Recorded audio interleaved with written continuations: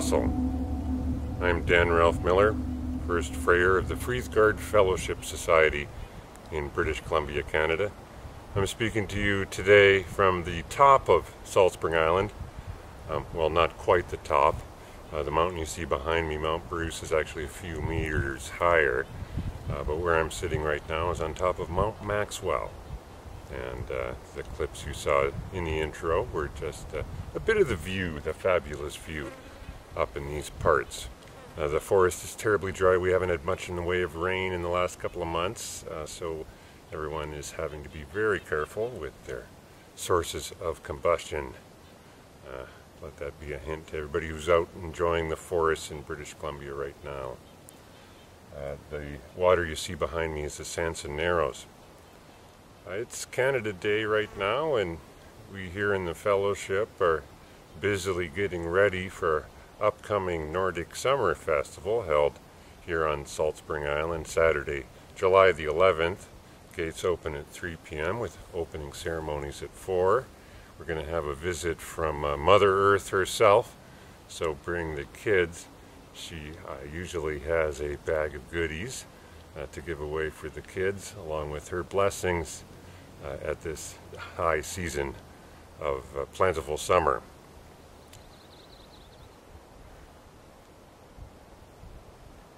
I've been coming up here for years. 20 years ago this summer, in fact, I performed my first pagan marriage, married a couple up here, and at the Eagle Nest, and all the deer flies I see are still up here as usual.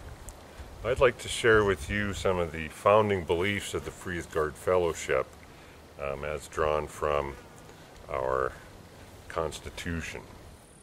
While not all members of the society may yet be certain about the existence of the gods and their role in creation, being to a certain degree a matter of opinion, the following beliefs are distilled from the ancient lore and inspire many members, altogether informing the philosophical and spiritual foundation of the Fellowship. The gods create and shape the world of form and substance within the causal and temporal constraints of word. The gods and other wights inform and animate the material world, being immanent and manifest divinities, and as such are knowable by every being. Yet while the spirits of the gods may be physically manifest, their essential spiritual nature transcends and supersedes the limitations of form and materiality. The gods create life in all its forms and living systems, establishing and maintaining environments conducive to the support of biological life wherever possible. The gods created humans and are the founders of our ancestral lines, occasionally appearing obviously among us. When humans were created, the gods gave to our ancestors particular gifts in such a combination that makes us unique in the animal kingdoms. The living generations have inherited these gifts from the ancestors, and the right use of these gifts, an individual responsibility, forms the essence of our ancestors' ancient wisdom. The gifts of the gods are many, but foremost among them is choice or will. The gods give us freedom. The right use of these divine gifts brings health, happiness, and holiness to ourselves, our family, and our communities, now and down through the generations. Frees us from suffering, banishes fear and uncertainty in the future, fills us with courage, kindness, and commitment, and gives us the opportunity to create our own future, to forge our own destinies. Our ancestral religious customs, among other things, remind and reinforce our conscious experience of solidarity and communion with the gods, with the natural world, with our ancestors, kith and kin, bringing health, joy, and fellowship to our families and friendship with our communities. Among the divine gifts is the family or tribe, whose collective spirit is greater than the sum of its parts, and which is given form by the living generations.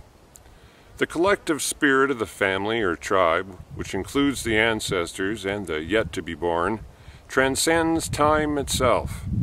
Its manifestation is the unbroken chain of generations which spans the vast gulf between the past and the future. The gods are among our ancestors, and likewise are we amongst the family of the gods. We are therefore obliged, to the best of our abilities and so far as possible, to make wise choices which are in alignment with the known purposes of the gods, including the support of life and living systems, and the health and wholeness of individuals and families within the community of living things. In ensuring that the chain of generations is never broken, of absolute importance is reestablishing the spiritual and physical health of ourselves and our families, thus creating safe, supportive, and loving environments within which our children and our children's children will thrive. The preservation or revival of indigenous cultures, in the Society's case specifically our own indigenous European culture, whose ancient wisdom has been tried, tested, and made true by Weird and the natural world of which we have always been a part. Reestablishing and maintaining a healthy relationship between our tribes and our fellow living creatures, and the preservation and protection of the air, land, and water upon which we and all life and future generations depend. The essential wisdom of our ancestral religion is truly timeless, and its full and contemporary revival is far from anachronistic.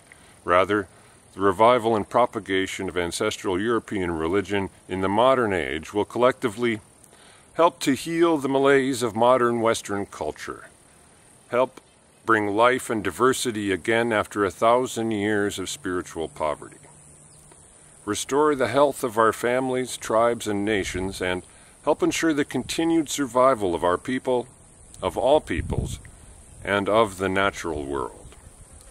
The reestablishment of our ancestral truth will also help us, as individuals, gain in joy and spiritual worth, identify with the eternal and indestructible core of our beings, and increase the awareness of our inherent wholeness and interconnectedness with all things.